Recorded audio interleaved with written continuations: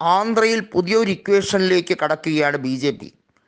കേവല ഭൂരിപക്ഷം T D P B J P സഖ്യത്തിന്, അതായത് ജനസേന പാർട്ടി ഉൾപ്പെടുന്ന B J P N D A സഖ്യത്തിന് ലഭിച്ചില്ലെങ്കിൽ കൃത്യമായും അതിന് വലിയ രീതിയിലുള്ള നഷ്ടമുണ്ടാകും.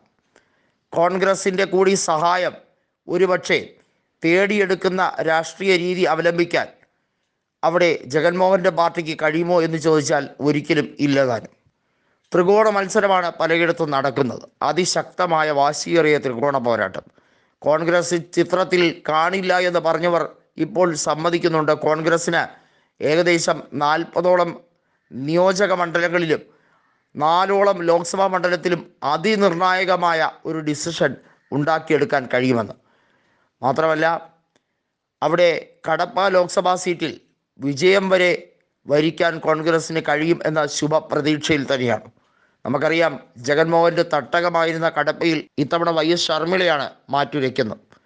ആന്ധ്രാപ്രദേശിൻ്റെ പോളിംഗ് അതിശക്തം എന്നൊന്നും പറയാൻ കഴിയില്ല, കാരണം താരതമ്യേന കുറവ്.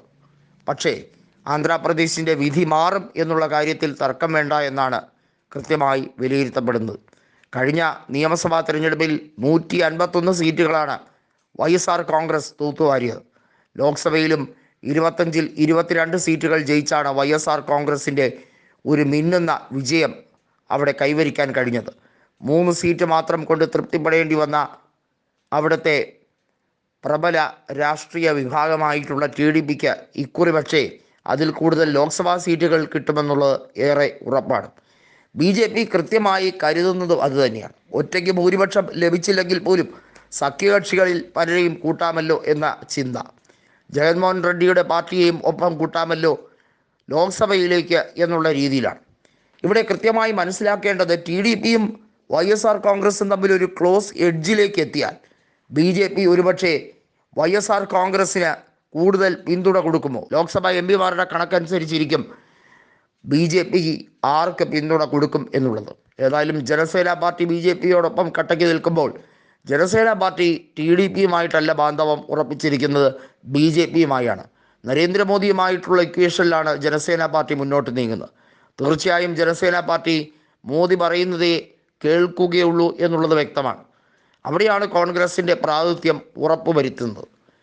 YSR കോൺഗ്രസിനെ അടിമുടി തകർക്കാനാണ് കോൺഗ്രസ് എന്ന രീതിയിലേക്ക് വരുന്നുണ്ടെങ്കിലും YSR കോൺഗ്രസിന് ഒരുപക്ഷെ കേവല ഭൂരിപക്ഷത്തിന് അടുത്തേക്ക് വോട്ട് ലഭിച്ചാൽ, അല്ലെങ്കിൽ അത്തരത്തിലേക്ക് സീറ്റ് ലഭിച്ചാൽ, കാരണം 175 സീറ്റുകളുള്ള ആന്ധ്രാപ്രദേശിൽ കേവല ഭൂരിപക്ഷം വേണ്ടത് 88 സീറ്റുകളാണ്. ഒരുപക്ഷെ 75-ൽ കൂടുതൽ സീറ്റുകൾ, അല്ലെങ്കിൽ 80ഓ 85ഓ സീറ്റുകൾ ലഭിച്ചാൽ അവിടെ തൂക്ക് സഭയായി മാറും. പ്രവചനാതീതമായിരിക്കും കാര്യങ്ങൾ. ഇപ്പോഴത്തെ സഖ്യത്തെക്കുറിച്ച് മറന്നേക്കൂ, അതിനൊന്നും പ്രാധാന്യം പോലുമില്ല. കാരണം ലോക്സഭയും നിയമസഭയും ഒരുപോലെ നടക്കുന്നതുകൊണ്ട് ലോക്സഭയിലേക്കുള്ള പിന്തുണ അനുസരിച്ചിരിക്കും നിയമസഭയിലേക്കുള്ള അവരുടെ സാധ്യത. തീർച്ചയായും ഈ ഇക്വേഷനിലേക്ക് ആയിരിക്കില്ല കാര്യങ്ങൾ പോകുന്നത് എന്നത് ഉറപ്പിച്ചു കഴിഞ്ഞിരിക്കുകയാണ് ആന്ധ്രാപ്രദേശ്.